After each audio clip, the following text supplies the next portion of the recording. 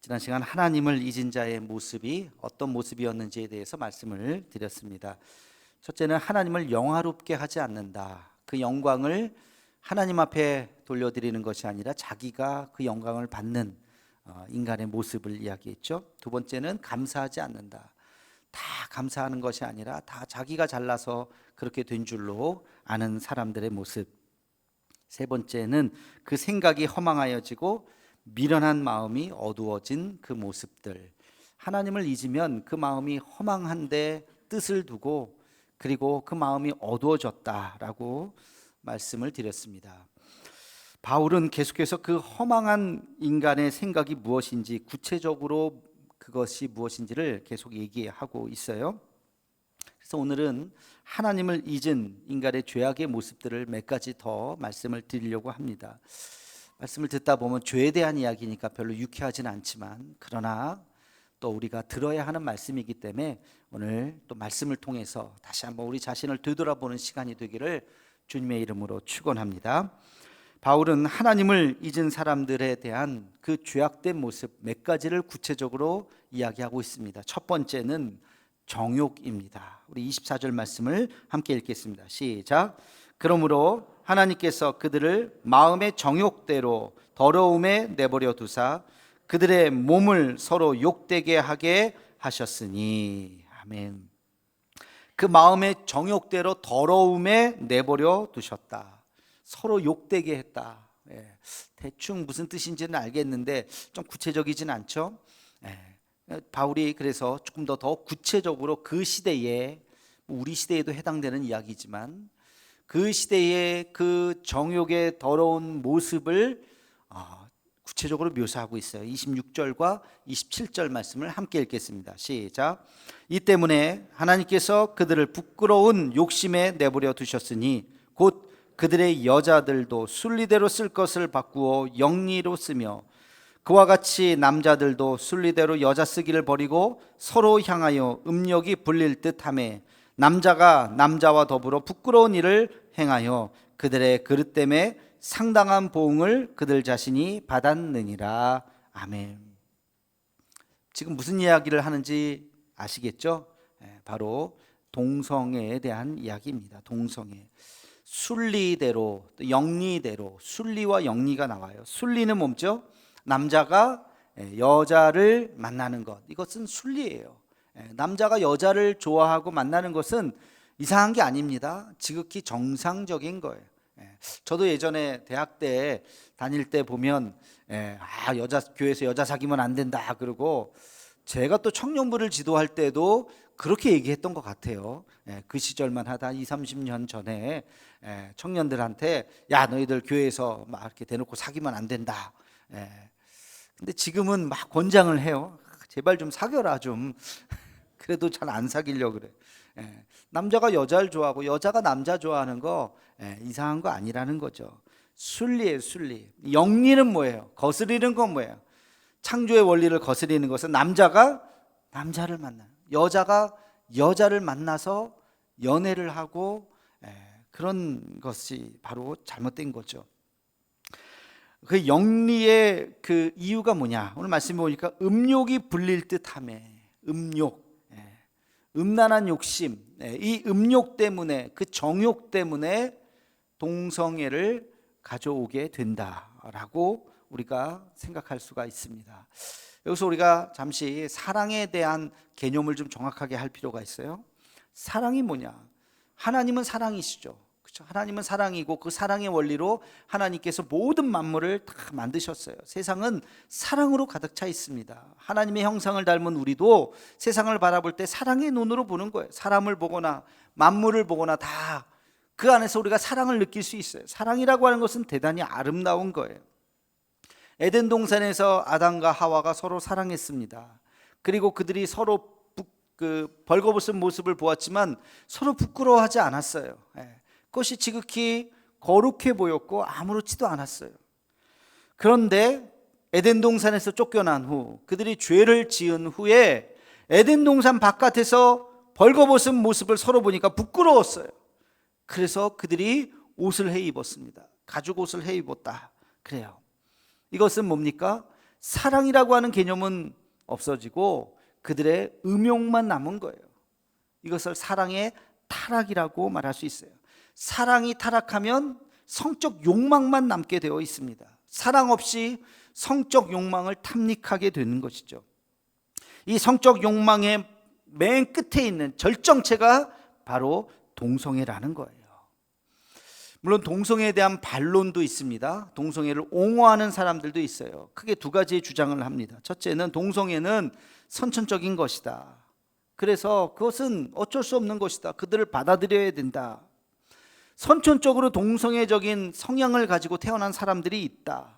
뭐 일종의 유전일 수도 있겠고요.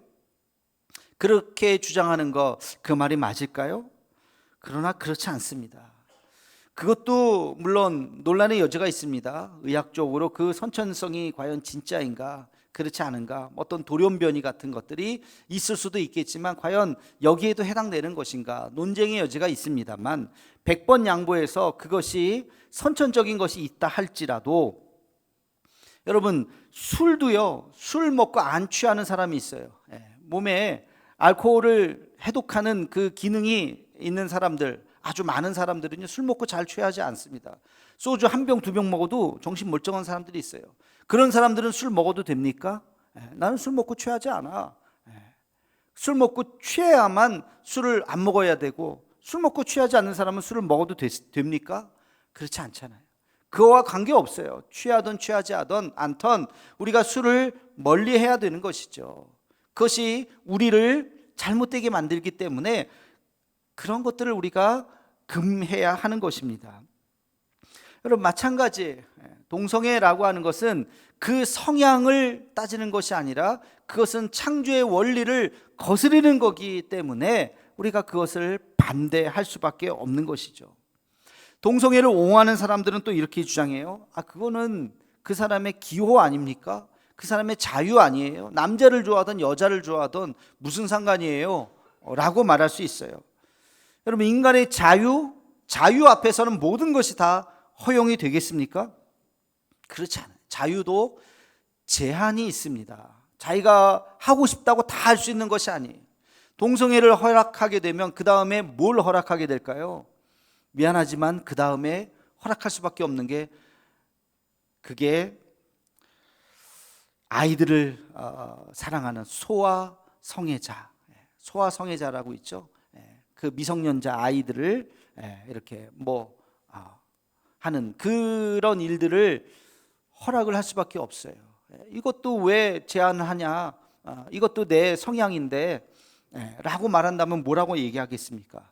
더 나아가서 생각하고 싶진 않지만 끔찍한 동물들과의 관계, 이런 걸 좋아하는 성향의 사람들이 있다고 해요. 그럼 그런 것도 그 사람의 자유니까 다 허락을 해야 되겠네요. 인간의 자유라고 해서 그것을 다 허락할 수 있는 것이 아니에요. 우리 공동체를 파괴한다면 인간의 자유도 제한할 수밖에 없습니다. 그게 법이잖아요, 법. 우리도 마음껏 행할 수 있지만 눈에 보이지 않는 법이라고 하는 테두리 안에서 우리가 행하는 것이죠. 그 법을 우리가 함부로 넘을 수가 없습니다. 하나님께서 인간에게 자유를 주셨지만 에덴 동산에서 모든 걸 할 수 있다고 했지만 선악과 선악을 알게 하는 그 나무의 열매를 먹지 말라. 하나님도 선을 그셨어요. 그 선을 더 이상 넘어서는 안 된다고 이야기하셨습니다. 그 법 중에 가장 중요한 법이 뭘까요? 그것이 바로 하나님의 법입니다. 하나님의 법. 여러분 하나님의 법을 우리는 거스를 수가 없어요. 그것을 거슬러서는 안 되는 것입니다. 하나님의 법을 어겼을 때는 그것에 대한 대가를 치르게 되어 있어요. 인간의 법도 마찬가지죠. 그 법을 어겼을 때 대가를 치르잖아요. 하나님의 법도 마찬가지예요. 동성애에 대해서 우리가 허용을 하지는 않지만 또 허용이 되는 나라들도 있죠. 허용을 하면서 나온 질병이 바로 에이즈라는 질병 아닙니까? 에이즈. 이건 정상적인 생활을 하는 사람은 절대 걸릴 수가 없어요. 그러나 동성애적인 성향을 갖고 있는 그런 사람들에게 그 에이즈의 질병이 전파될 수 있는 것이죠. 물론 우리가 그들을 절대로 차별해서는 안 됩니다. 차별이라고 하는 것은 있어서는 안 돼요. 인격적으로 대해야 하고, 동성애자들에게도 우리는 얼마든지 교회도 개방하고 다 함께 우리 예배 드릴 수 있습니다. 여러분, 만약에 우리 안에 알코올 중독자, 마약 중독자가 있다고 교회 나오면 안 됩니다 라고 얘기해야 돼요? 안 되죠. 나오실 수 있어요. 알코올 중독자든 마약 중독자든 다른 어떤 중독을 가졌던 그들이 예배 나오고 싶다면 얼마든지 함께 같이 예배 드릴 수 있는 거예요. 그러나 그들을 향해서 그것은 잘못된 것입니다라고 지적할 수 있어야죠. 술을 끊으셔야 됩니다. 마약을 끊으셔야 됩니다. 그것은 죄입니다. 하나님 앞에 범죄입니다 라고 말하고 도와주어야 하겠죠. 여러분, 동성애도 마찬가지예요. 그것은 잘못된 것입니다라고 이야기하고 용기 있게 그 잘못된 데에서 나올 수 있도록 우리는 도와주어야 하는 것입니다. 안타깝게도 그러나 세계 많은 나라들이 동성애를 인정하고 있어요. 이것은 사람의 자유의 영역이고 선택할 수 있는 부분이다.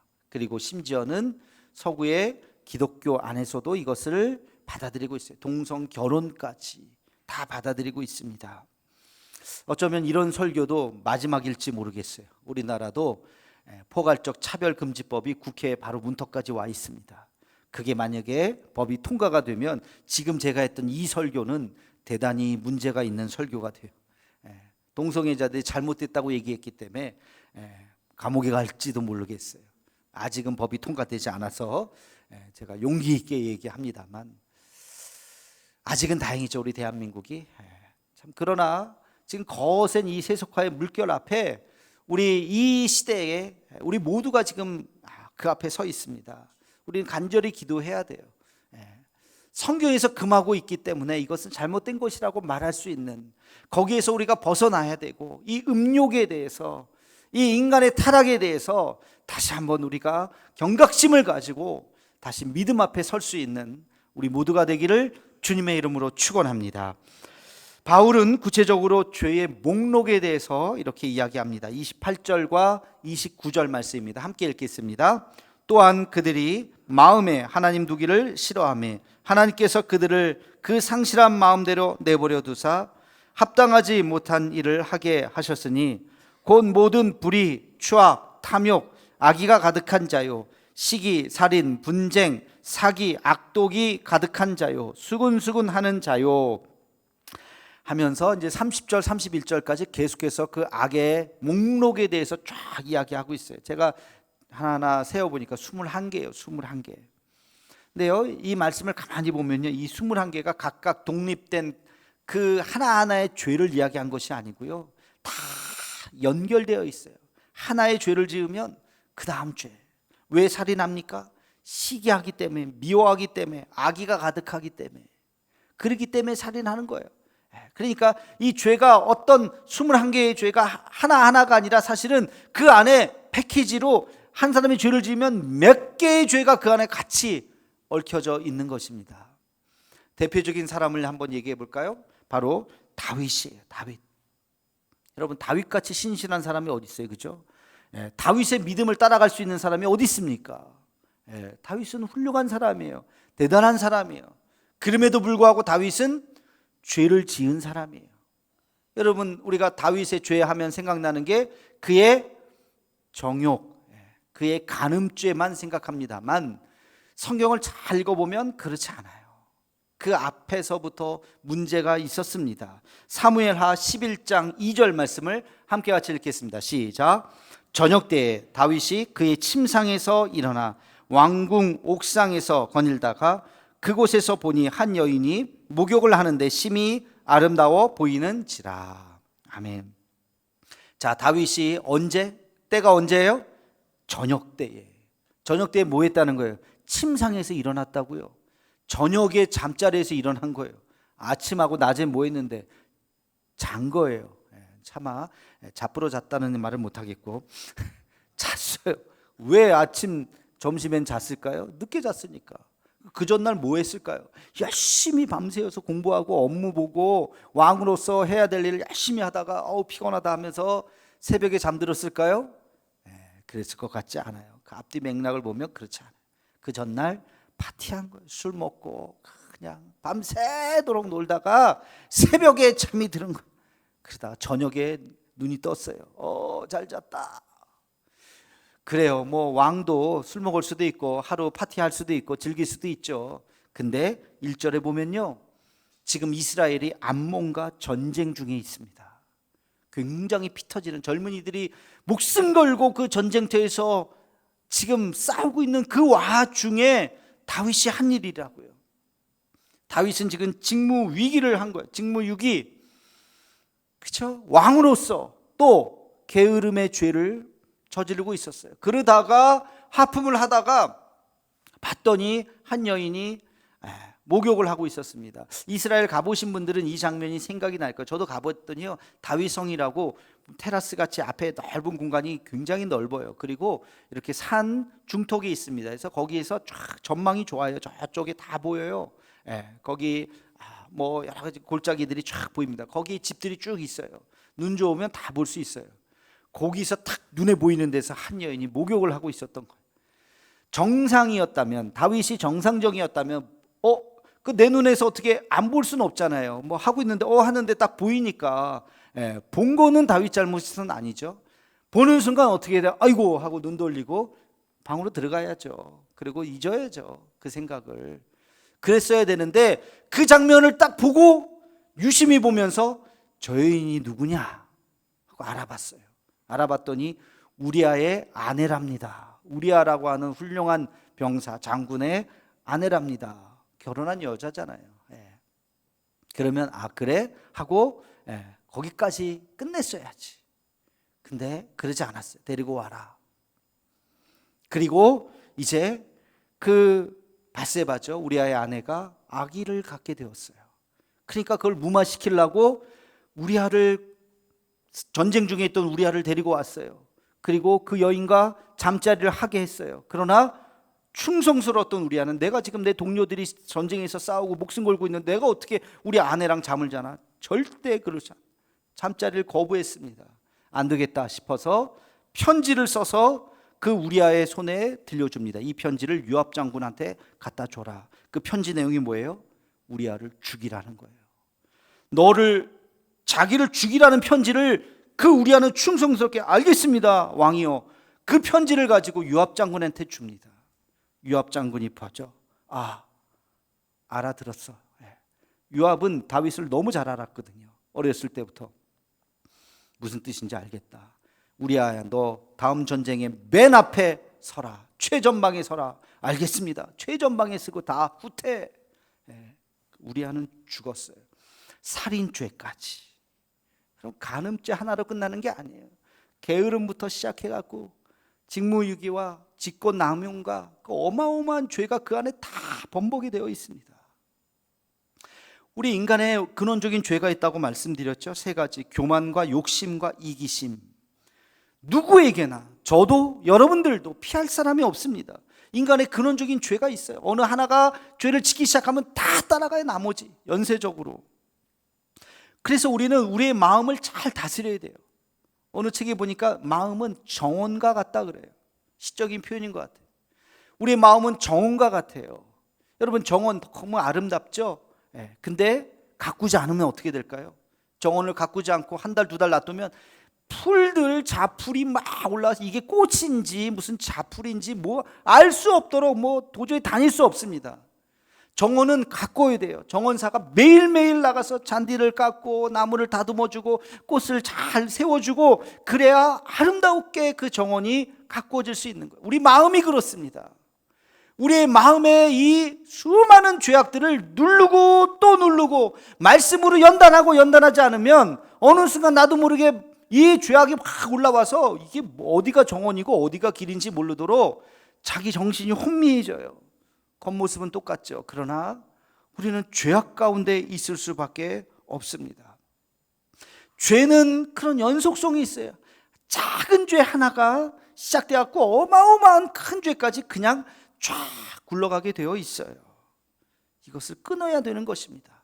우리 마음을 잘 가꿔야 됩니다. 매일매일 기도하며 매일매일 말씀의 거울에 자기 자신을 비추어 보면서, 하나님, 나는 죄인입니다. 나는 연약합니다.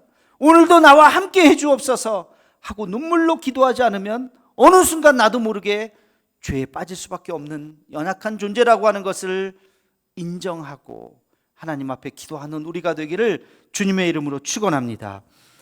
세 번째, 하나님을 잊은 자에게 나타나는 죄의 아주 중요한 속성이 하나 있는데 그게 뭐냐면 바로 무지와 고집입니다. 무지와 고집. 32절 말씀을 함께 읽겠습니다. 시작.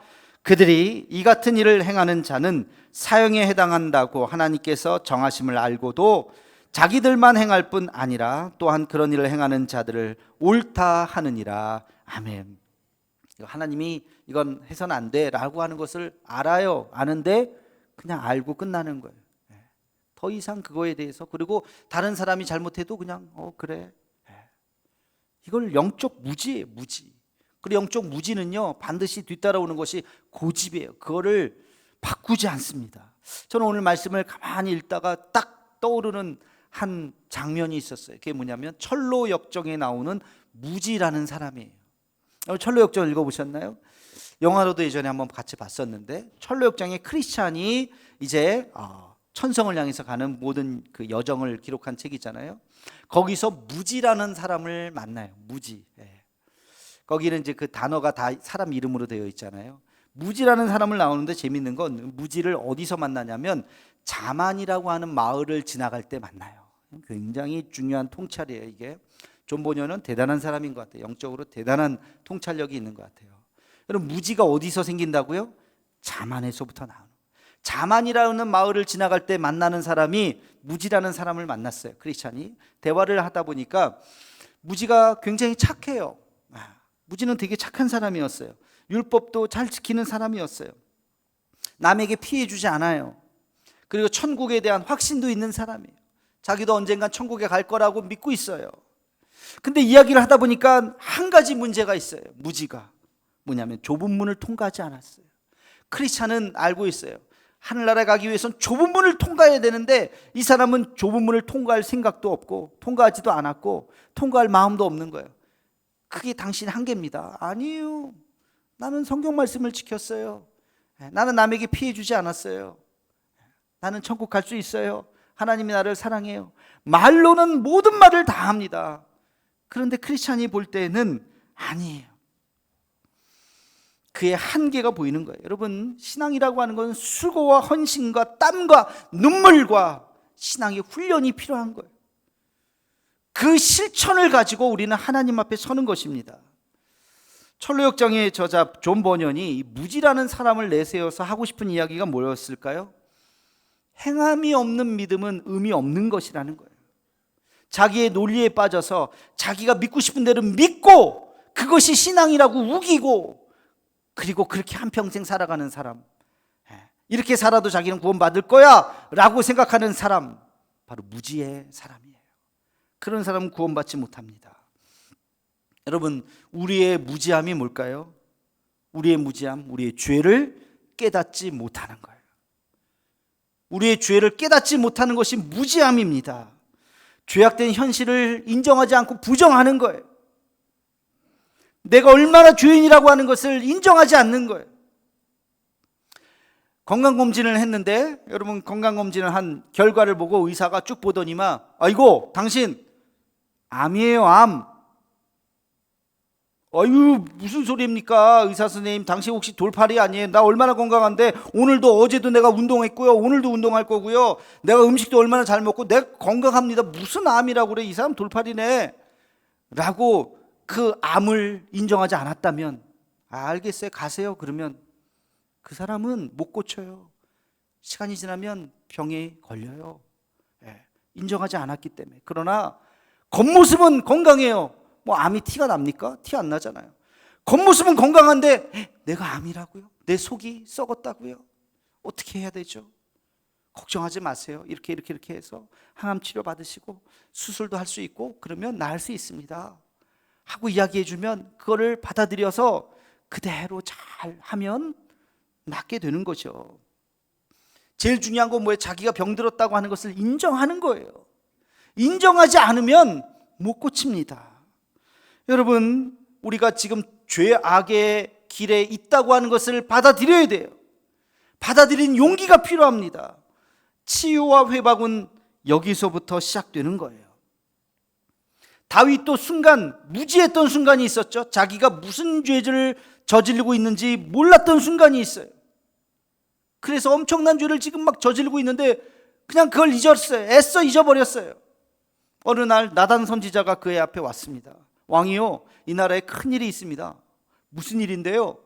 이 나라에 어떤 양을 많이 갖고 있는 사람이 있었는데 그 사람에게 어느 날 친구가 찾아왔어요. 자기의 양을 잡아다가 친구를 대접하면 되는데 그 옆에 양 한 마리밖에 없는 사람, 자기 딸처럼 그 양을 기르는 어떤 사람이 있었는데 그 사람의 양을 뺏어다가 그 양을 잡아서 자기 친구를 대접했어요. 아니, 그런 못된 사람이 있는가? 우리나라에 그런 사람이 있다. 당장 데리고 오라. 당신이요.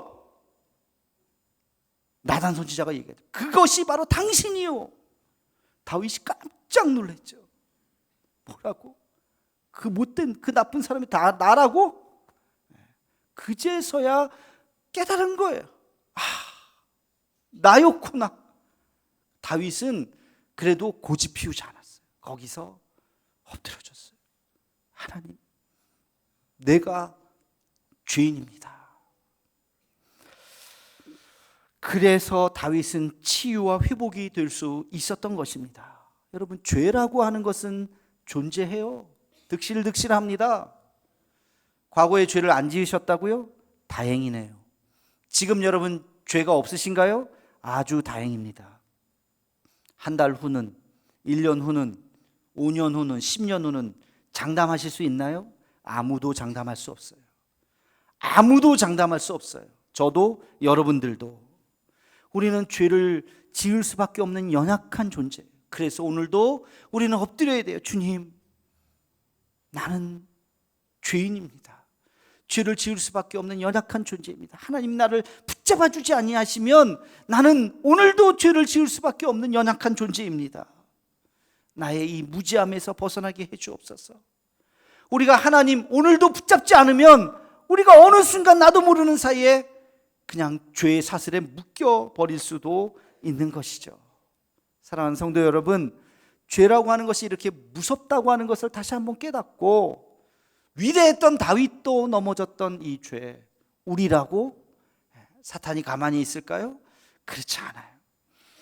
하나님 앞에 결단하며 겸손히 엎드려서 오늘 우리가 필요한 이 기도를 하나님 앞에 올려드리고, 내일 또 필요한 기도를 올려드리고, 모레 필요한, 매일매일 하나님 앞에 겸손히 기도하며 우리의 믿음을 주님 오시는 그날까지, 우리가 하늘나라 가는 그날까지 우리의 믿음을 지켜나가는 우리 모두가 되기를 주님의 이름으로 축원합니다. 기도하겠습니다.